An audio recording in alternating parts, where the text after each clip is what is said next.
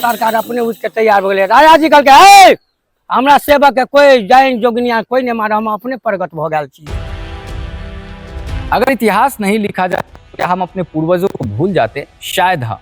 एक ऐसा लोक नायक जो आज भी दलित समाज के लिए देवता से कम नहीं है। पर जरा सोचिए कि उस देवता के लिए अगर 2 गज जमीन भी न मिले तो क्या कहें हम। आज हम उसी महानायक देवता की कहानी को लेकर उपस्थित हैं। हमारा एक छोटा सा प्रयास है ताकि यह आवाज पूरे देश तक फैले। तो बाबा में इतना शक्ति है जो वो सुधार कर देता है, इसीलिए सलहेश महाराज को 12 वर्ष सेवा करता है।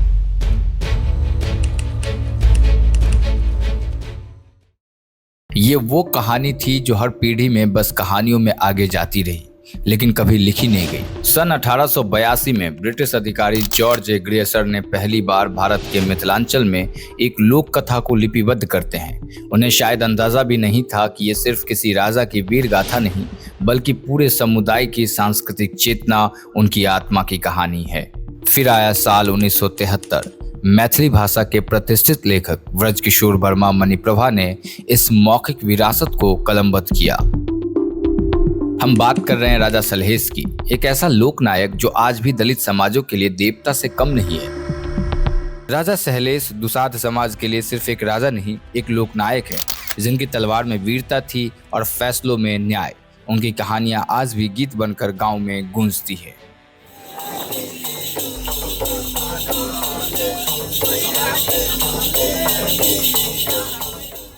दुसाध वो जाति हैं जो बिहार की दूसरी सबसे बड़ी अनुसूचित जाति है। 1981 की जनगणना में इनकी संख्या 92 लाख से अधिक थी, पर शास्त्रों ने इन्हें न जगह दी न इतिहास के किताबों ने। कुछ मान्यताओं के अनुसार दुसाध कौरवों के राजा दुशासन के वंशज हैं। कुछ के अनुसार ये गहलोत राजपूतों की 21वीं शाखा है, पर अफसोस इतिहास ने इन्हें जातियों के हाशिए पर धकेल दिया। आपने इतिहास की किताबों में पढ़ा होगा पलासी का वो युद्ध जिसमें दुसाध समुदाय ने अंग्रेजों की मदद की थी। अंग्रेजों को सलाह दी गई थी कि इस नीच माने जाने वाले समुदाय का शरीर मजबूत होने के कारण इस्तेमाल किया जा सकता है, और इसके बाद इतिहास में जीत दर्ज हुई थी। वो समुदाय जिसने सेवा की, लड़ाइयाँ लड़ी और लोगों की रक्षा की, इतना निडर था कि खुलेआम हथियार रखता था, जिन्हें उस समय की अन्य कही जाने वाली निचली जातियों से ऊपर देखा जाता था।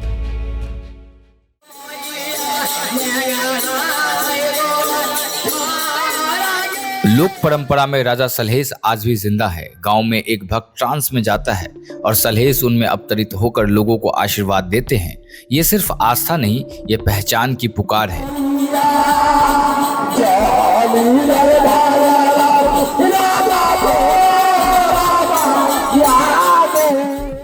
महाराज सलहेश, उनका छोट भाई का नाम मोतीराम खलीफा, तासो छोट के नाम बउआ बुधेश्वर। मालिन ने हमको अपना जाले फंसाया, जो ताकि इसको जाले फंसा करके हम शादी करें।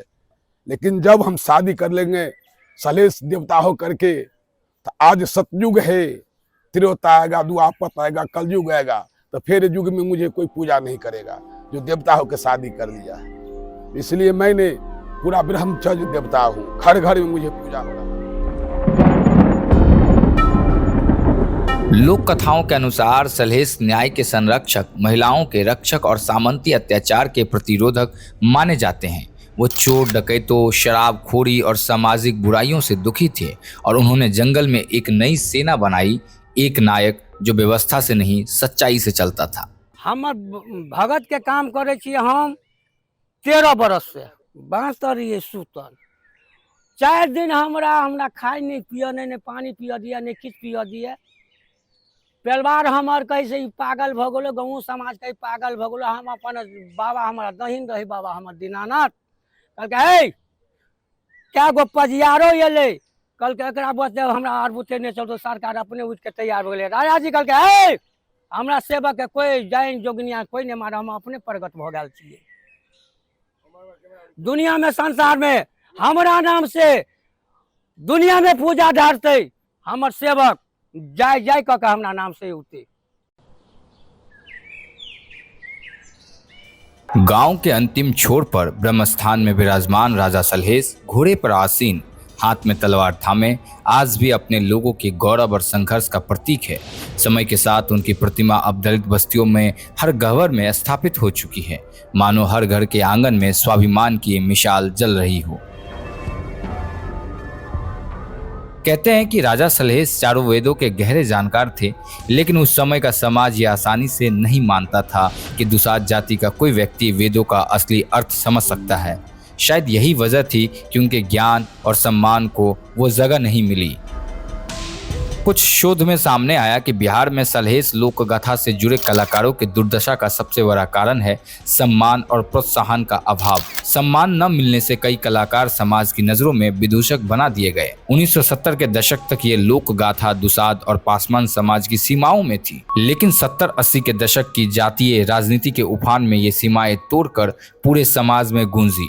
ये सिर्फ कहानी नहीं बल्कि संघर्ष, अस्मिता और सांस्कृतिक गौरव की ध्वनि थी। फिर भी आज कई कलाकार इस कला से दूर हो रहे हैं, क्योंकि उन्हें नचनिया, बजनिया, लौंडा, लुफ्फा जैसे तिरस्कारपूर्ण नामों से पुकारा जाता है। ये शब्द केवल गालियां नहीं बल्कि ऐसे तीर हैं जो उनके आत्मसम्मान को चीर देते हैं और कला की आत्मा को घायल कर जाते हैं।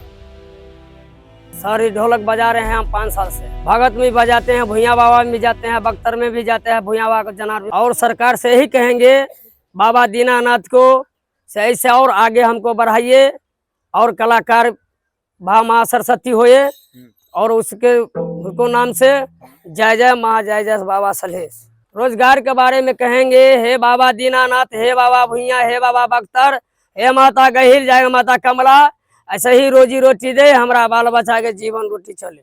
क्या कहेंगे सर, रोजगार तो बहुत आते हैं, समय समय पर ये भी करते हैं, समय समय पर वो भी काम करते हैं।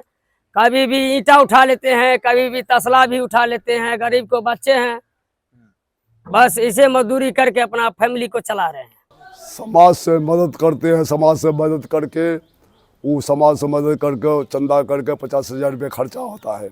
समाज से सेवा करके से लाते हैं तो उसको भगत के देते हैं। ते के बाद खर्चा होता है में खीर तस्मय फलना चिन्ना जो होता है न, प्रसादी तरसादी लाते हैं बाजार से चढ़ाते हैं। बूढ़ा ठीक हुआ है कि कितने आदमी को, बहुत आदमी को ठीक हुआ है। दर्द है, किसको डांड में दर्द है, उसको ठीक कर देता है। घर के ही द्वारा मदद करते हैं। सरकार कुछ मदद कर दे, गाँव में मदद कर दीजिए, को बुद्धि बलान है वही में मदद कर दीजिए तो हम वो गाँव बन जाए। नहीं मंडी नहीं चदरा तदरा वो टीना दे के डड्डी लगा दिए हैं। राजनीति ने कभी इन लोगों को अपने सहयोगी नहीं माना, सिर्फ वोट बैंक और इनके नाम पे मंच सजते रहे, पर इनकी बस्तियों में शौचालय तक नहीं है। दलितों के नाम पे सत्ता आती है पर उनके देवता अभी भी बेघर है। राजा सलहेश आज भी मिथिलांचल, नेपाल और उत्तर बिहार की दलित बस्तियों में पूजे जाते हैं। उनकी पूजा में न तो कोई घंटा होता है, न ही कोई वेद मंत्र, सिर्फ मिट्टी, हल्दी और मेहनत कश और दिलों की आस्था होती है। हमारे देश में वोट से पहले धर्म देखी जाती है, मंदिर से पहले जाति देखी जाती है, पर सोचिए जो सलहेश जैसी आत्मा को 2 गज जमीन न दे सके वो समाज कितनी ऊंचाई पे है। दलित शब्द अगर समाज के निचले पायदान को दर्शाता है तो ये भूल नहीं करनी चाहिए कि यही पायदान पूरे समाज को थामे हुए हैं।